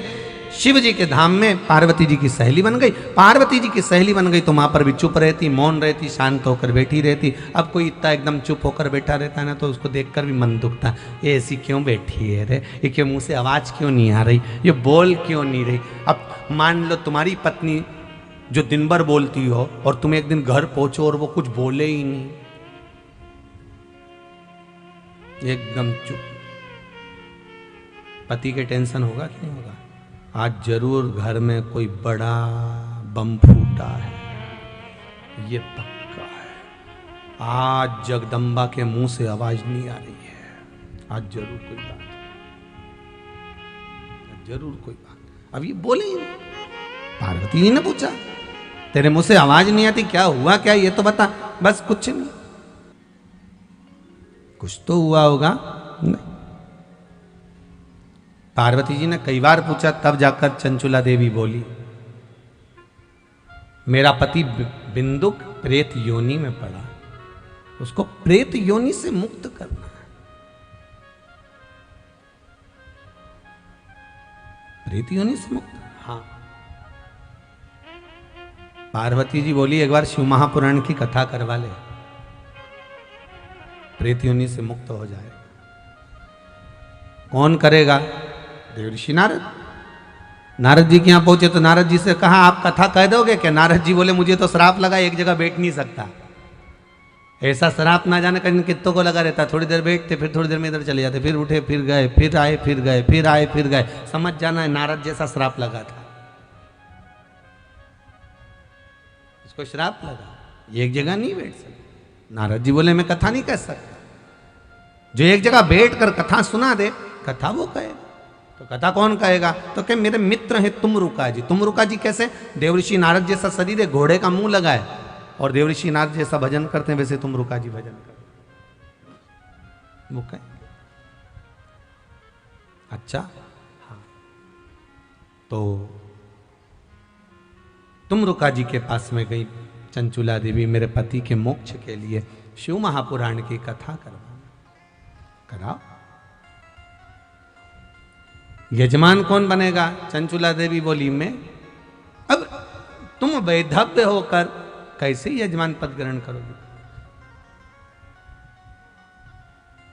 तो क्या नारी शिव महापुराण की कथा नहीं करवा सकती? क्यों नहीं करवा सकती? करवा सकती है, पर आप पूजन करने में बैठो मना नहीं है, अर्चना करने में बैठो मना नहीं है, अभिषेक करने में बैठो मना नहीं है। पर निवेदन केवल इतना सा है कि एक जोड़ा कोई पूजन में बैठ जाए। चंचुला देवी वापिस आ गई, अब किसको बिठाऊं मैं। पार्वती जी के धाम में आकर फिर चुप रहने लगी। तो पार्वती ने पूछा कि हुआ क्या, कि बस वही कोई जोड़ा नहीं मिल रहा है। पार्वती जी बोली उसमें जोड़ा ढूंढने की क्या जरूरत है, शंकर जी की आराधना कर, हम दोनों मिलकर जोड़े के रूप में बैठ जाएंगे, तेरे यजमान बन जाएंगे, कथा हो जाएगी। शिव पार्वती जोड़े के रूप में तैयार होने के लिए चले। शंकर जी ने पार्वती से पूछा हुआ क्या। पार्वती जी बोली कोई शिव महापुराण का यजमान बनना है तो कोई जोड़ा नहीं मिल रहा था। शंकर जी बोले शिव महापुराण का यजमान और जोड़े की जरूरत तो मैं तो हूं। तो शंकर जी तैयार होने के लिए गए, पार्वती जी श्रृंगार करने के लिए गई। शिव पार्वती ईश्वर जी और गोरा जी बनकर आए।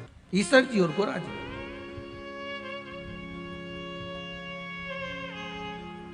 गणा और गौर बनकर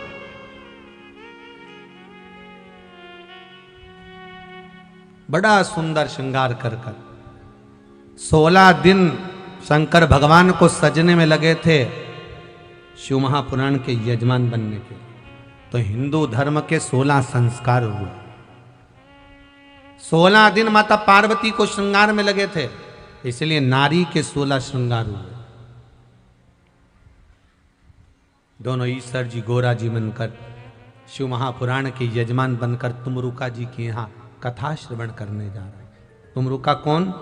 शंकर जी के सबसे बड़े भगत के रूप में तुमरुका जी का नाम आता है महाराज। शिव महापुराण की कथा कहती है जिस नारी का गर्भ नहीं ठेरता, 10-10, 15-15 साल हो गए हो, 20 साल हो गए हो, संतान नहीं हुई हो, तो शिव महापुराण की कथा कहती है सफेद आंकड़े की जड़, सफेद आंख की जड़ उसको निकाल कर रजस्वला धर्म के 7वें दिन नारी अपने पति के साथ शिव मंदिर में जाकर शंकर जी के शिवलिंग पर से तुमरुका जी का नाम 21 बार बोलकर घुमाकर उस जड़ को मंदिर के अंदर ही लाल धागे में अपनी कमर पर बांध लेती है। उस नारी का गर्भ 3 से 4 महीने में ठहर जाता है। 3 से 4 महीने में ठहर जाता उस नारी का गर्भ। महाराज तुमरुका जी के नाम का स्मरण करना। यहां तक शिव महापुराण की कथा कहती है अगर डॉक्टर कह दिया कि संतान होगी पर ऑपरेशन से होगी और नॉर्मल डिलीवरी नहीं हो रही है, नॉर्मल जापा नहीं हो रहा है, तो महाराज गुड़ की 7 डली छोटी छोटी ले ली जाती है और तुमरुका जी का नाम लेकर शंकर भगवान पर से घुमाकर उस डली को उस गर्भवती नारी को 9वें महीने में खिला दिया जाता है। तो नारी का जो जन्म बच्चे को देती है उसमें ऑपरेशन की जरूरत नहीं पड़ती, नॉर्मल संतान की उत्पत्ति हो जाती है। उसमें ऑपरेशन की जरूरत नहीं पड़ती। यहां तक तुमरुका जी के नाम का वर्णन है। शिव महापुराण की कथा के अंतर्गत एक एक तत्व जुड़ा हुआ है, वो जीव के कल्याण के लिए जुड़ा हुआ है। जीव के कल्याण।